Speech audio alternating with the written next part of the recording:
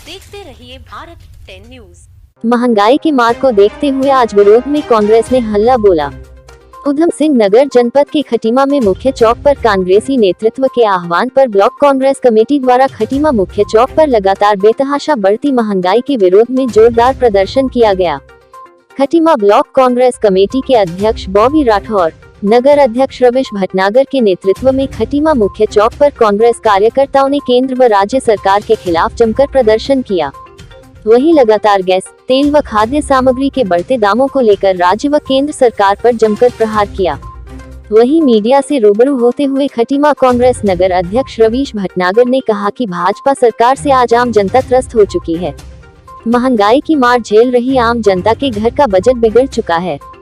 वहीं भटनागर ने खटीमा विधायक भुवन कापड़ी के इस्तीफा देने की अफवाह को गलत बताया। उन्होंने कहा कि भाजपा कार्यकर्ताओं द्वारा ही अलग अलग तरह की अफवाहें उड़ाई जा रही है। वहीं ब्लॉक कांग्रेस कमेटी के अध्यक्ष बॉबी राठौर ने कहा कि लगातार देश व प्रदेश में बढ़ती महंगाई की मार से आम जनता परेशान है। जहां लगातार पेट्रोलियम पदार्थों और गैस सिलेंडर के दाम बढ़ते जा रहे हैं, वहीं कांग्रेस की महिला जिलाध्यक्ष रेखा सोनकर ने कहा कि खाने के तेल सहित अन्य खाद्य सामग्री के बढ़ते दामों से आम महिलाओं की रसोई का बजट भी बिगड़ चुका है। देश व प्रदेश में लगातार बढ़ती महंगाई से आम जनता हलकान है। इसलिए कांग्रेस नेतृत्व के आह्वान पर खटीमा ब्लॉक कांग्रेस कमेटी ने भी खटीमा मुख्य चौक पर राज्य व केंद्र सरकार के खिलाफ जोरदार प्रदर्शन करते हुए बढ़ती महंगाई पर अपना विरोध जताया है। उन्होंने जनता के हितों को ध्यान में रखते हुए महंगाई पर अंकुश लगाने की मांग की है। खटीमा से ईश्वर सिंह की रिपोर्ट। महंगाई कम करो, कम करो, कम करो। भाजपा सरकार महंगाई कम करो, कम करो, कम करो। गैस के दाम कम करो, कम करो, कम करो। पेट्रोल के दाम कम करो, कम करो, कम करो।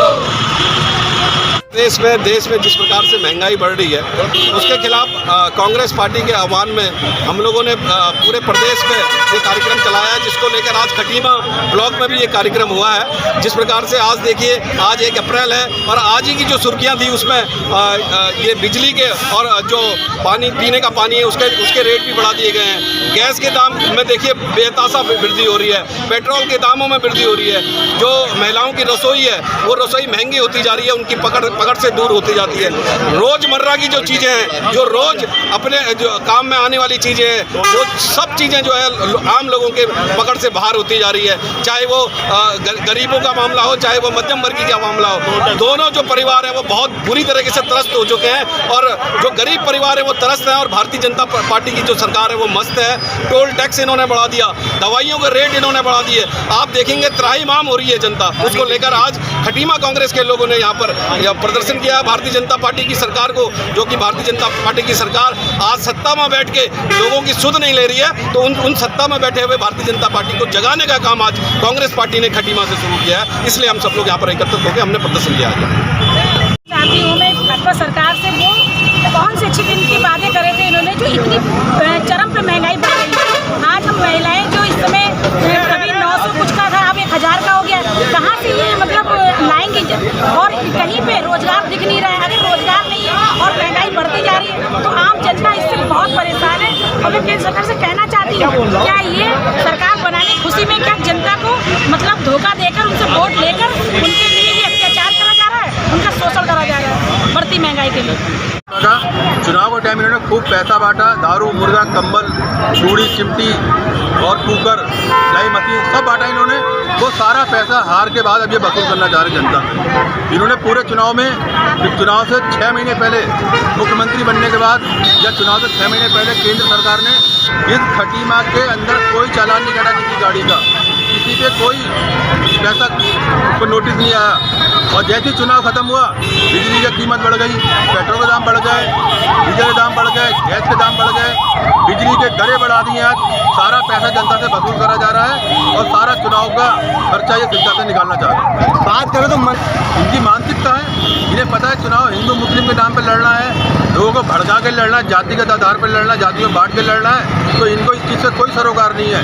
अभी कल मैं देख रहा था कि वन विभाग में वन मंत्री ने कहा है कि जितनी भी पेंडिंग भर्तियाँ हैं उन सबको निरस्त कर दिया जाए। जितनी भी बची हुई भर्तियाँ हैं किसी विभाग की, वो सारी निरस्त कर दो, उन्हें जीरो कर दो। जब भर्तियाँ ही नहीं होंगी तो कहाँ से करेंगे। किसके खिलाफ आवाज़ उठाई जाएगी? रोजगार खत्म, व्यापार खत्म और किसी भी मुद्दे पे जो भी फार्म भरे जा रहे हैं, बच्चों के एग्जाम के पेपर लीक हो रहे हैं, सब कुछ अराजकता का माहौल पैदा कर रखा है। सिर्फ महंगाई बढ़ा रहे हैं और लूट खसोट मचा रखी है। खनन वनन दुनिया भर के जितने भी नंबर 2 के काम है वो पूरी तरीके से चल रहे हैं, शुरू हो गए।